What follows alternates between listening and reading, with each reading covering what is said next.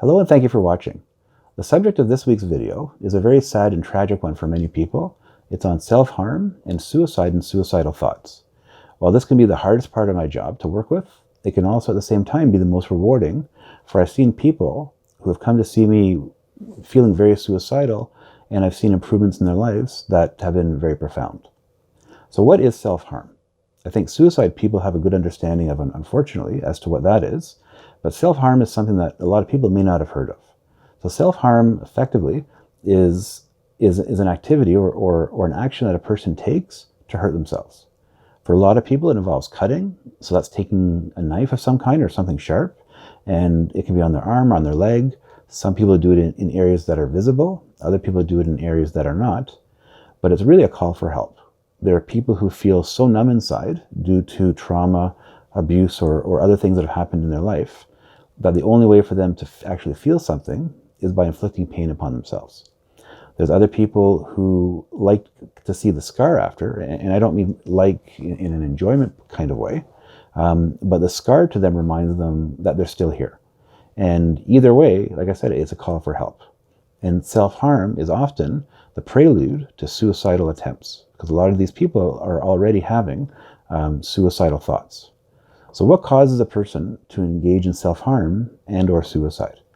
A lot of it can be based on trauma they've had in the past. It could be anything from abuse, where they've been abused or they've witnessed abuse, to experiencing a loss of a close loved one when they were young or at any part of their life.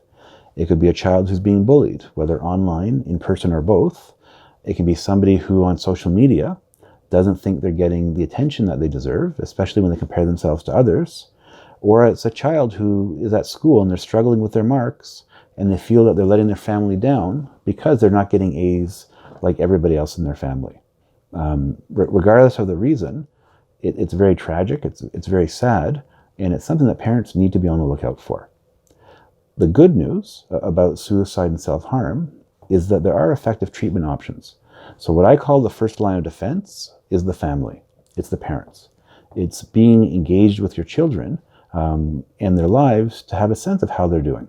I don't mean that you have to go out with them everywhere they go, so helicopter parenting isn't the answer, but it means knowing if your kid's in a bad mood, saying to them, hey, do you want to talk?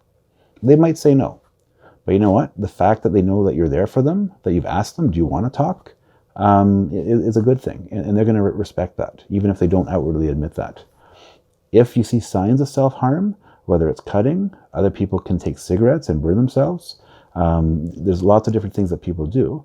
If that's something that you're worried about, then it might be that you have to intervene with your child in a way that they're not happy with. So actually ask them directly to show you that you're their arms or their legs or something like that.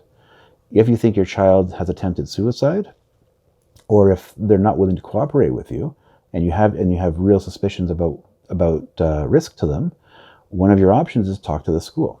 You can also call 911 and ask for what is called the mobile crisis team.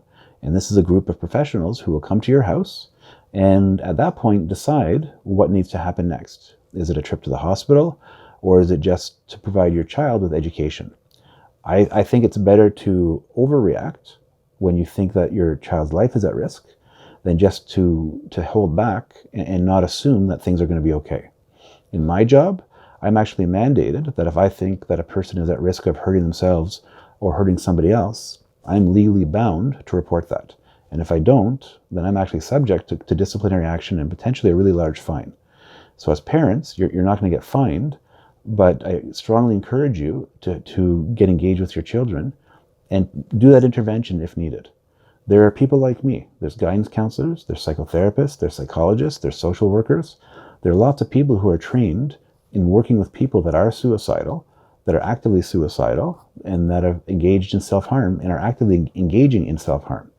You know, the training we've been given gives us techniques to use with them so that they know that they're in a safe place, that they're not being judged for why they're doing what they're doing, but they're being offered ways to help them start to try to feel better. And it's really, really important. It can save a life. And I strongly encourage you, when your child you believe is at risk, to get the help that they need. Feel free to give me a call. My number is 416-613-1259, or email me at kevin@hhcw.ca.